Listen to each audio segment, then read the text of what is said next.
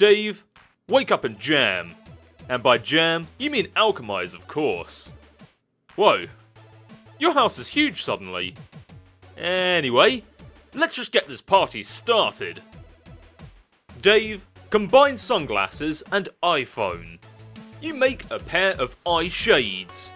This one was really obvious because future Dave had a pair, but he took them with him when he prototyped himself. But now you have a pair too, so that's cool.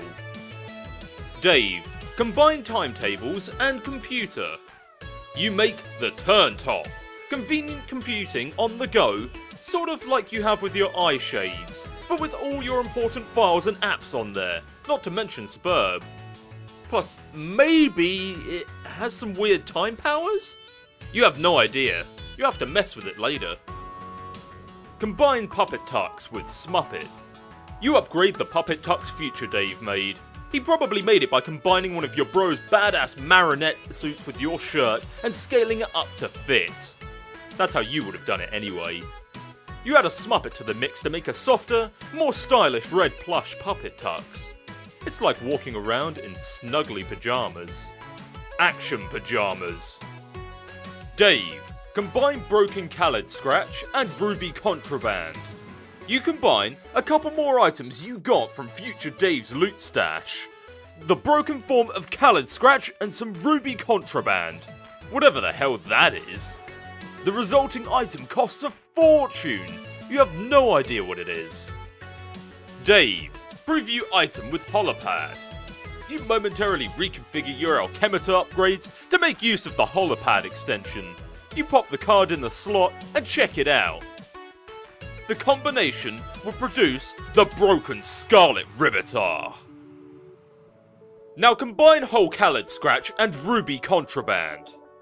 Out of curiosity, you try it again with the whole sword. You dial back Khaled Scratch's little turntable, rewinding the sword to a point in its history before it was broken.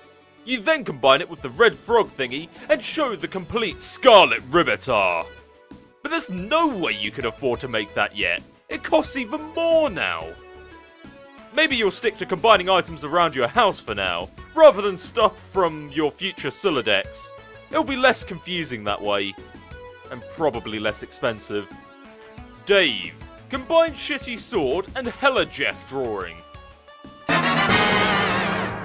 You use one of your bro's really shitty swords from the fridge and a printout of Hella Jeff to make a sword. This thing is so unspeakably shitty, you are having a hard time even holding it. Now, combine Snoop Dogg photo and mini air conditioner and Khaled Scratch. You make the Snoop Dogg Snow Cone Machete. When foes drop it like it's hot, just turn up the Blizz Nizzle Nozzle so they chislax for Rizzle. Dave, combine skateboard and Hella Jeff drawing. You make Unreal Air! And there it goes. It's ridiculous what kind of air this thing is getting. Dude, come get a ruler, check this out. Yeah, it's not coming back. Dave, make another one. You just make another one, and quickly stash it in a card so it can't escape from above. Dave, combine Game Bro magazine and timetables. You turn back the clock and make a vintage Game Bro. You think you remember this one from your bro's stash. It's a classic. Now combine Batarang and Midnight Crew poster. You make a whole pile of Suitarangs because they are really cool and pretty cheap. Dave, combine Plush Puppet Tux and Midnight Crew poster. You make 4 aces suited. You aren't really sure which one you like better. The red one is softer, while the black one is sort of stiff and starchy. Anyone wearing this suit is all business. Maybe you'll switch it up as your mood dictates. Now, combine Plush Puppet Tux and Felt poster. This would make some felt duds, if you had whatever that green grist is. Dave, combine Smuppet and Felt poster. You make a jutting out and impudent felt plush. You do an acrobatic fucking pirouette off the handle and into his heart. And he into yours. Now combine dead things in amber, conditional and style with Smuppet. You make a foam mutant Smuppet encased in amber. Now we're getting somewhere. Now Dave, combine dead things in amber, conditional or style with Smuppet. For the sake of science, you conditional or combine them instead of conditional and combine. You make an amber mutant Smuppet abomination. So cool. Now this is how you make shit work. Egbert and Lalonde should be taking notes. Now Dave, combine fetus in a jar and Mr. T puppet. You make the foam fetal Mr. T in a jar. Another back-breaking victory for science. You're looking pretty chill with your new freak show entourage.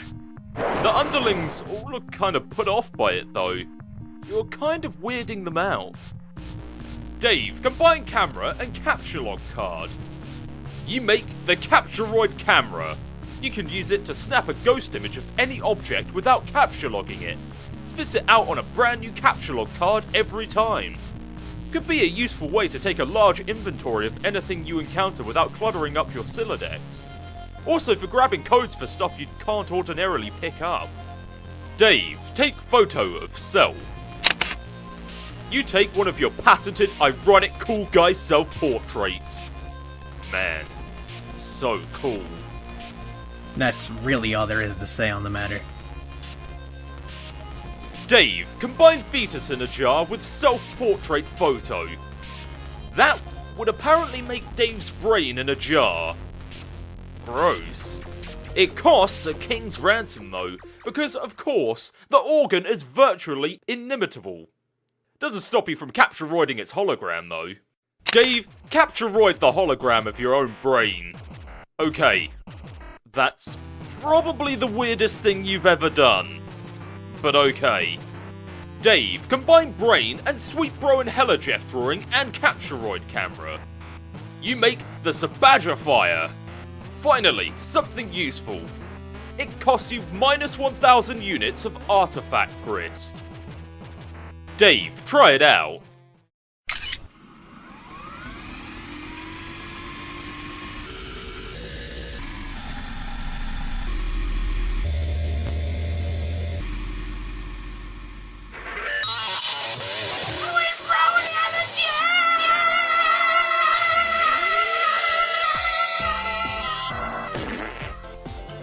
Where'd you go? I was going to show you my chops. Dude, are those weird? Sing, sing. Joe, Just fly up away to the sun. you fucking piece of... Oh.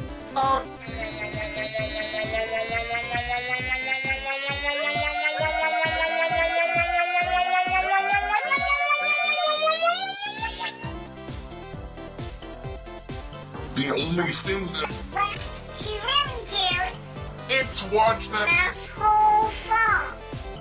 Looks like it automatically prints out a Sweet Bro and Hella Jeff comic in some way related to whatever you take a picture of. This should save you a lot of time. Specifically the 5 minutes it takes you to draw a comic. You're a busy guy.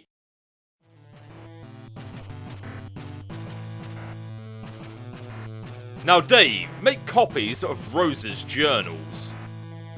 Can't forget the most important thing you came up here to make. Gotta be getting your snoop on. Dave, take a look. One book is titled Meow. The other is titled Complacency of the Learned. Gee, you wonder what could be in Meow. Dave, read it. To no surprise at all, this book is full of more meow letters. Looks like Rose is totally nuts. What else is new? You'll guess you'll try out the other book. Looks like it's just some sort of creative writing project. Now Dave, read Complacency of the Learned. Friglish bothered his beard as if unkinking a hitch in a long silk windsock. A more pedestrian audience would parse the exhibit as nervous compulsion, behavior to petition contempt among the reasonable. He was, however, not surrounded by the reasonable, but the wise, a distinction in men that would forever be the difference in history's garland of treasured follies. As a matter of fact, his cadre of fellow wizards were all putting similar moves on their beards as well. The practice would evince thoughtfulness, sagacity even, if they didn't do it all the time. Standing in line at the bank, shooing squirrels from bird feeders. Few occasions were safe. Zasarpan inspected the clue, a single piece of evidence cradled in his coriaceous old man palms. It was a human bone, not striking in the tale it told alone so much as that told by the thousands like it festooning the marshy soil of the mass grave. The grisly expanse bore the texture of a decadent dessert, like one of Smarnie's formidable custard trifles wobbled out on wheels for the holidays, to the dismay of a small nation.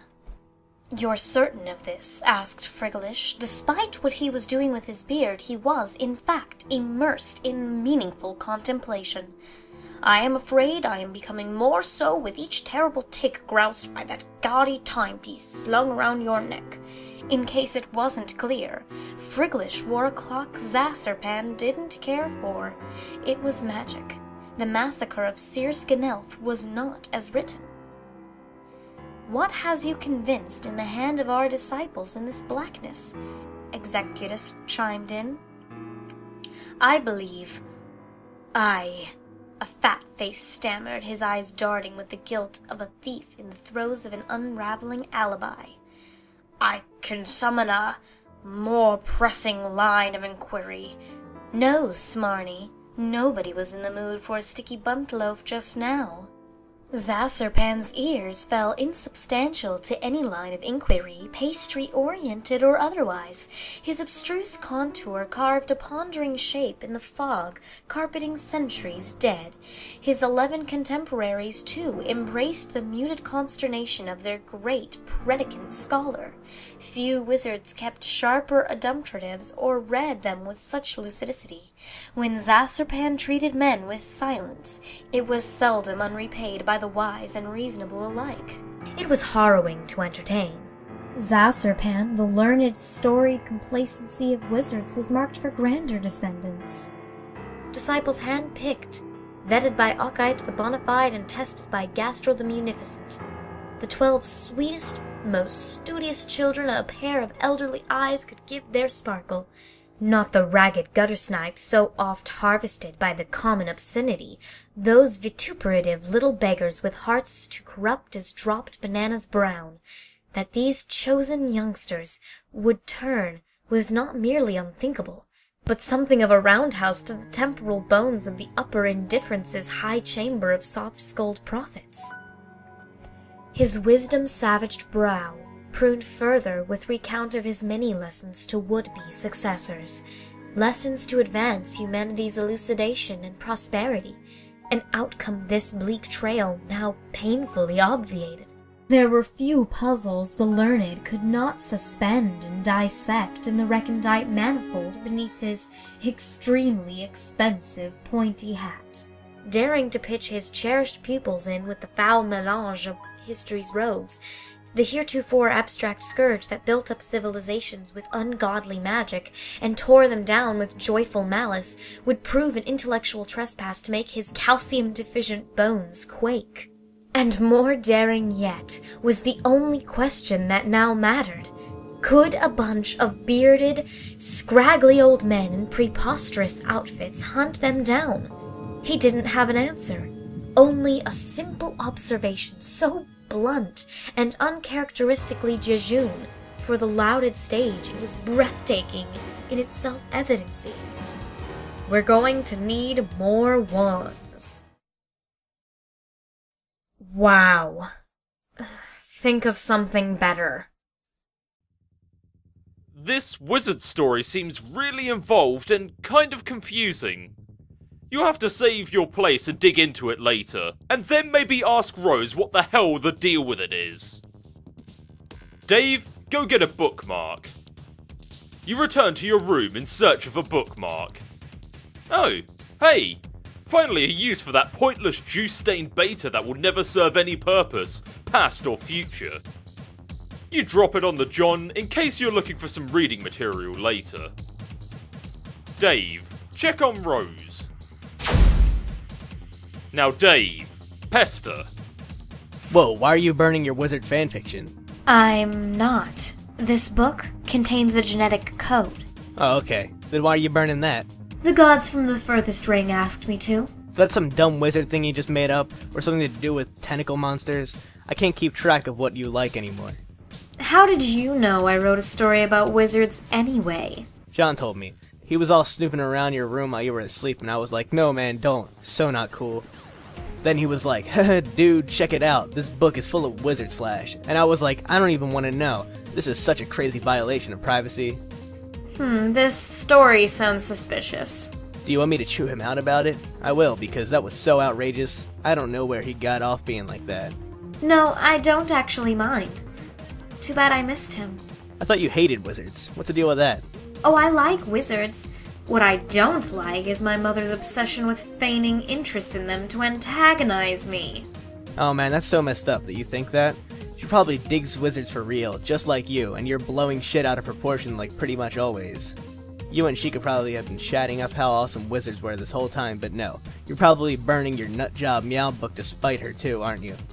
No, I told you. It's one of the gene sequences locked in my subconscious. The gods say it's critical to destroy it. Oh yeah, I thought that was a joke. When did they say that? When I was asleep. You mean when we were dancing and stuff in our dreams? Yes. When I flew to your tower, I heard them. They're far above, in the dark sky. I've never seen or heard these things in my dreams. Aren't you often distracted by music and puppets? Yeah. Have you ever looked into the sky without your shades? No, what a ridiculous question. Maybe you should try it sometime. You're the Prince of the Moon. I'm sure they've been meaning to seek a royal audience. What do all these dots mean? Dunno. Anyway, yeah, I guess I'll do that. Get some sky monsters to boss me around sounds cool. Dave Sprite, also pester. So, really, why are you burning that? I just explained this to other Dave. Do I have to explain everything to you twice now? No, I know. I'm using Dave's spare computer. I saw the whole conversation through his Pesterchum account. Oh, I see. So instead of having to double explain, I merely have to put up with being double spied upon. What a relief! I just mean, you didn't burn that book in the future. That book was completely pointless. I know, but now it's not. You appeared to make it relevant by traveling to the past. So, does that mean the sleeping thing worked? You remember the future? I remember some things. Okay, cool. So, why is the cat code so terrible now? I don't know, but the gods were pretty emphatic about it. Well, okay, I guess it's done, but why are you so sure they're right? Have you ever known them to be wrong? I guess not. But they sort of freak me out. I mean, listening to gross space mutants all day isn't my idea of an awesome time. Especially the ones that sing. Oh god. Is that why you always kept the music turned up? No, I flip out to ill jams because they kick ass, obviously. I guess we'll chalk another riddle up in the solved column. Yeah, case the fuck closed. Are you talking to Future Me? Yes. Okay, I'm out of the loop again. Between you taking orders from Dream Beasts and birdwing me with, like, future secrets, I'm doing some sort of spectacular fucking jackknife off the loop and getting a wink and a nod from Barack Obama. I'm coming upstairs. Okay.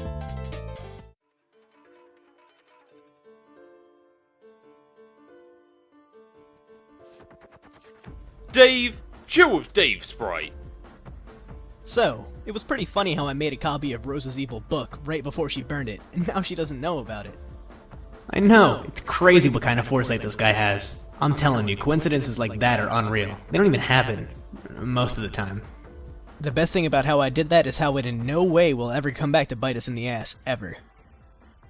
Dude, our shit is safe. So safe. Gonna sleep pretty sound tonight with that big fucking payload of safety you just got dropped on us. Gonna be all hugging my pillow and shit, grinning like a goddamn bear full of honey. Safer than some Flintstones vitamins in a bottle. Keep twisting, Junior. All you get is clicks. Asshole thinks his candy, doesn't even know he just stepped on a security rake and got a face full of fucking safety. Yeah. Anyway, guess I'll go back down and burn that book. Yeah, alright.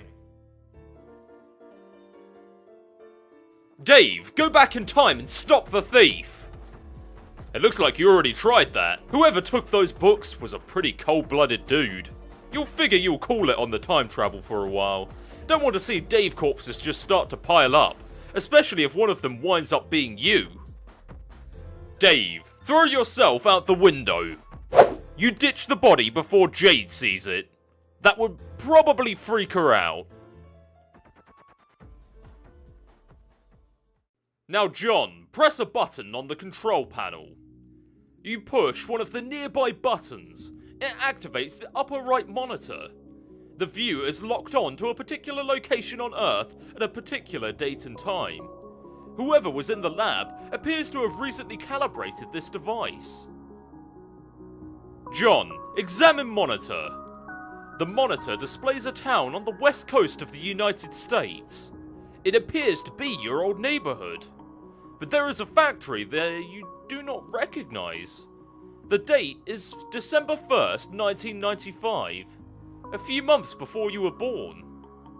John, zoom in. An old woman is escorted by her son on a lovely day.